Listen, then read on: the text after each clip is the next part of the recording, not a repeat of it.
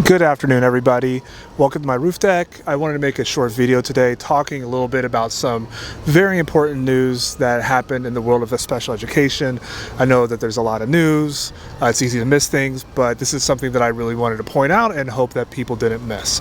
And that is that the oversight of special education, the oversight of education of students with disabilities has gotten moved from the Department of Education and into the Department of Health and Human Services. So what this does with this move is it effectively ends any oversight that the Department of Education has over how special education is conducted throughout this country and hands it to a department that is held by one RFK Jr. I think that this is a bad move and will have bad outcomes for students with disabilities. Now, if you're not aware, RFK Jr., since he has been confirmed by the Senate as the director of the Department of Health and Human Services, he has had a lot to say about people with disabilities in this country. Not really, none of them are good. He made a lot of waves for making an announcement that he believes that Tylenol has a causal effect for autism, which is just not true. It's a lie. It's a conspiracy theory. It's just completely made up nonsense. He also made a comment about people with autism, saying that people with autism will never play baseball, they'll never write a poem, they'll never hold a job, they'll never go on a date. Again, those are lies. Those are just completely false. But it does highlight a way of thinking that I think is important to discuss, and that's what I wanted to talk a little bit about in this video. So what those comments are emblematic of, I believe, are of the way that RFK Jr. thinks about disability, and that is that he has a deficit-based approach. He has a deficit thinking about people with disability. In a deficit-based approach, the blame for any problems that a minoritized or stigmatized group of people experience because of their minoritization or their stigmatization is placed on the group itself. It is that group's fault, according to people that use the deficit approach or deficit-based thinking. It is that group's fault for any negative consequences that come from their stigmatization or their minoritization. And an effect of that approach is that it allows people in power to effectively deny the impact of any systemic factors that might lead to a minoritized or stigmatized group having any kind of negative outcomes or experiencing any bad things. So we think about people that are in poverty. They're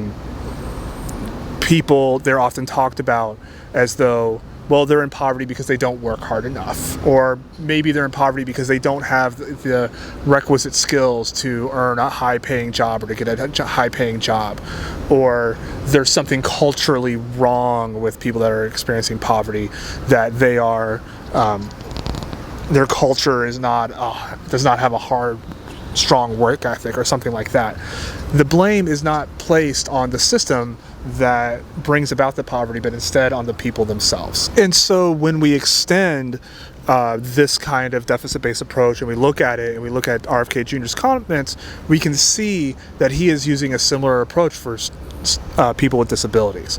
And that is that the implication of those comments, that people with autism will never get a job, that they'll never play football or play baseball, they'll never write a poem, the blame for that is placed on the individuals themselves. It is their fault for having the disability. They can't do those things because of the way that they are. Essentially what RFK Jr. is saying is that due to a person with autism or a person with a disabilities, their state of being, the kind of person they are just incapable of functioning or having a positive life experience in the world at large.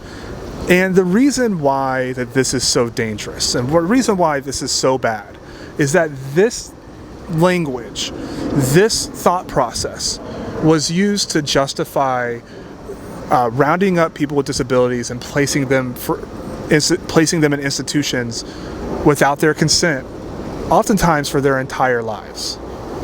Historically, people with disabilities were often thought of being incapable of existing in normal society. They were incapable of living their own lives, of making their own choices, of having their own agency in their lives.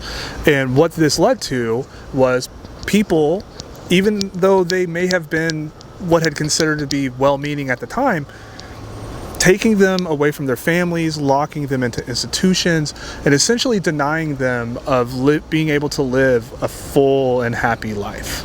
And while this practice diminished over the years, it's important to remember that it wasn't until 1999 when a woman named Lois Curtis, a woman who is younger than my mother, had to take her case all the way up to the Supreme Court for the Supreme Court to declare finally that segregating people with disabilities into these institutions was unconstitutional and violated the Disabilities Rights Act.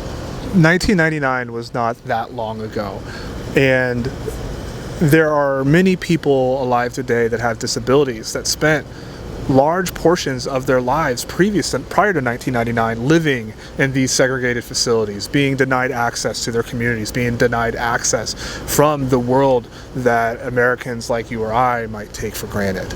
And it might seem like a small thing, but the approach and the rhetoric that men like RFK Jr. use, I believe, if it's allowed to fester, if it's not pushed back against, will lead to more people being put into those institutions again, to be discriminated against again, to be segregated against again. And that's just a bad thing. Our community is richer with people with disabilities in it. It is richer with people from all walks of life, from all experiences in it. It makes us better as a people, it makes us better as a community. And I think that is something worth fighting for and something worth pushing back on. I would implore you to call your congressperson. I would implore you to get involved in local and statewide and national politics to try to push back against this trend, to push back against this decision, put special education, the oversight of special education, back in the Department of Education where it belongs, and push back against men like RFK Jr., who will cause a lot of damage if they get their way. If you like this video, please give me a like, give me a subscribe, give me a follow, leave a comment or a question that I can address, and I will see you next time. Thank you.